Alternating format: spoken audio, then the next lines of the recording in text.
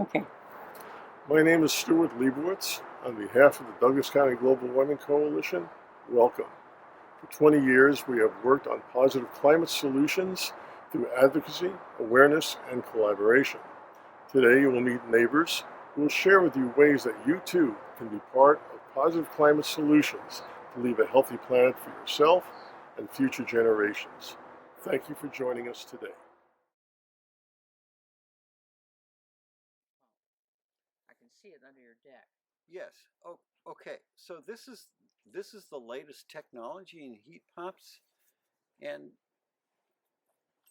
I am so impressed with these new heat pumps. They're called mini splits, and so there's an indoor unit and an outdoor unit, and instead of heating the whole house, you can heat one room or two rooms, or in my case, I just need the one. Very flexible. The technology is very sophisticated, unlike the old style heat pumps that would click on and click off. Mm-hmm. This is completely, the speeds are variable. So it's on and it decides how fast it runs, depending on the outside temperature and the inside temperature. And so the compressor and the fans, they speed up and they go down. They come up and go down depending on the environment. It's incredible to watch the things, and just super efficient.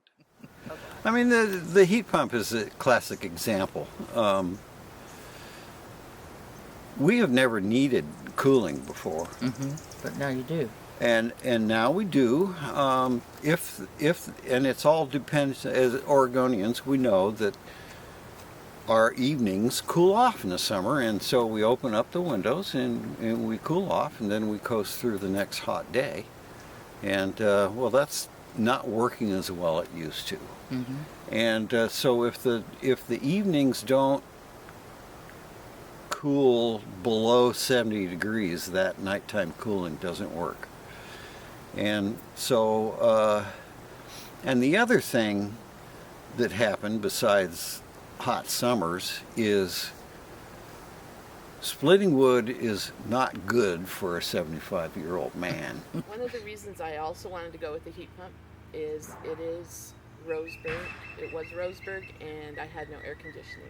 Mm-hmm. And it gets really hot in the summer, and one of the things about heat pumps is it does provide cooling in the summer because of how the system works. It extracts heat from cold air in the winter and brings the heat indoors, but it also works the opposite direction when it's hot outside. It goes the other direction too, for air conditioning. The final straw on why I moved forward with it. So what were the incentives offered by the government? So I forgot to mention, when I came back from the home show, I cross-referenced the contractors that I had talked to and made sure they were Energy Trust allies, Energy Trade allies, which is through the state. Okay. Oregon Energy Trust has trade allies, and so when you hire someone like that, they know about all the incentives. They do the paperwork for you. Yay. They've been trained at that. Yeah. And so when they provide you with the quote, they're also adding in all those tax incentives, which. And there's three forms of solar energy here. Okay. There's the passive solar, which is the glass. Okay. The active solar, which is the hot water, the 5 ground-mounted panels here. So that's what heats the water that goes in the tubing that runs under the floor. Correct. Okay. And then the solar electricity. And that's on the roof. On the roof. Okay. Change. So Ted. Yes. We were out in the parking lot a while ago. I was looking at your solar panels, and I gotta say it's impressive. You know, there's quite a few of them up there. Like there's like 157 of them panels. The question is, how long, when you do a situation like this, how long does it take before it pays for itself? statistics that we studied before Mm-hmm. for doing the solar, and we figured probably right around 2 years. Oh, wow, that quickly. We use a lot of power here. Yeah. We definitely, as soon as the solar was on board, up and running, I say it dropped our payment for power down to just a couple $100 And versus it had been, thousands. wow, that's impressive. Yeah. The big plastic garbage bags, like bags up there and hose There you go. running through it. Yeah. So, you said earlier that solar had been on your mind for a long time. Some way to make this place function efficiently. You know, we are an emergency entity, right? Mhm. When all else fails, everybody relies on us. And if the power grid goes down, we can't get our doors open efficiently.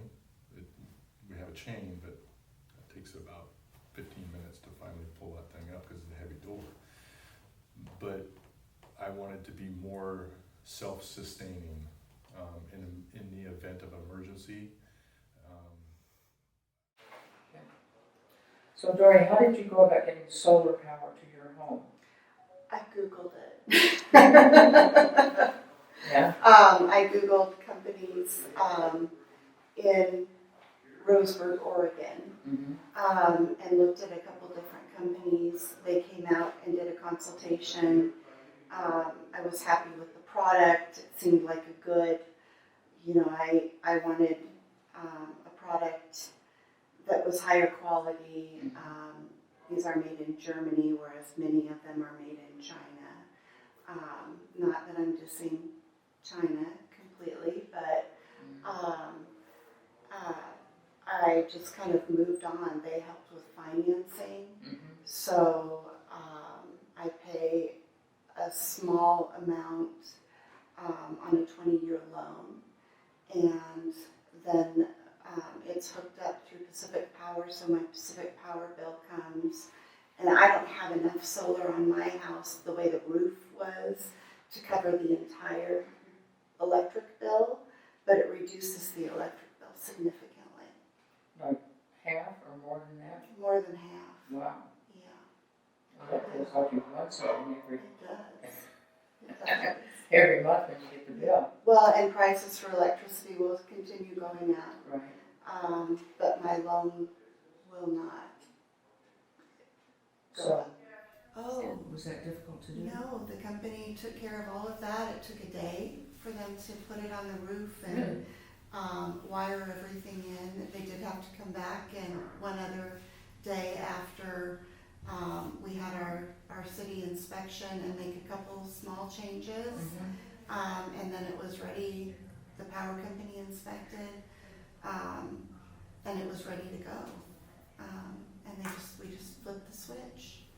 Wow. So it was extremely easy. I Well, felt like I should be doing more, but I didn't participate too much. yeah. And so it only took a day and plus a couple of little, For the installation. yeah.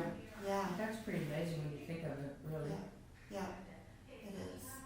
And so they order their panels, their solar panels from Germany, They do. and they have them in stock here, so.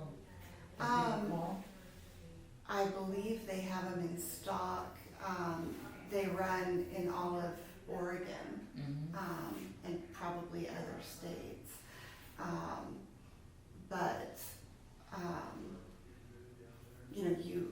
they have to get the permitting through the city or county building department and go through that process. So from the time I committed to doing it to the time they were installed was probably 4 or 5 months. But they handle all the paperwork. They handled everything. Isn't that nice? So, Okay. tell us what you're doing, all the things that you're doing. Well, our biggest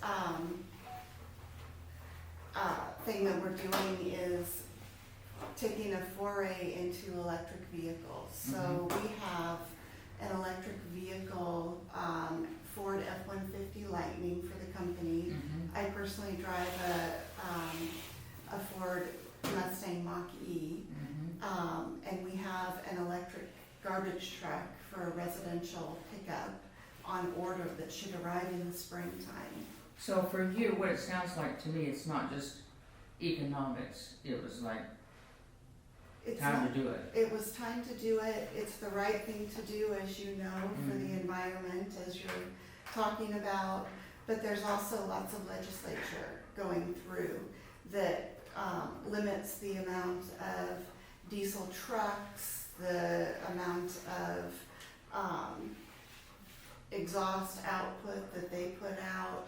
We're ahead of the game in Oregon. But we feel like that's where things are going, and we might as well get ahead of it. Yeah. But tell me, the F-150 Lightning, the F-150, the Ford 150 truck is the best-selling truck in America. I was thrilled when they came out with an electric truck, Right, and you like it. you love it. Okay, what is wonderful about it? Some of the same things I mentioned about the garbage truck. It runs quiet and smooth. It has easy acceleration. You have to be a little more careful not to go too fast. They have plenty of power. It has plenty of power. It has a lot of power. The battery, people have talked out there about the battery not holding for pulling and towing. It does fine for us. We use it every day to tow trailers around. Our trailers are smaller than like a fifth wheel trailer or something like that. But we probably only charge about every third day. So And so you have. I drive the Mustang Mach-E and absolutely love it. It is very, very easy to get around. It goes a little fast, so you have to be careful. But it is easy to drive. I probably only have to charge once a week or less, unless I'm going out of town. And I've taken it to Bend, to Portland, Eugene back and forth, and haven't had any trouble finding chargers. How do you know where they are, where their charging stations are? Is there an app that you can There's look an at? app on the phone that tells you where Okay. charging stations are, and you can look online. So, when you fill up your Ford Mustang, how long does a tank of gas last you? Well, there's no gas. At all? No. Oh, it's No, totally it's electric, it's totally not hybrid. electric. Okay. Yeah, it's not a hybrid. Wow. So, over a week usually, depending on where I'm Yeah. going. That's still, to me, and I'm probably not the only one, but it still feels kind of scary to me Does it? to take off in a totally electric car Yeah, and know that yeah. there's not a place I can just pull into.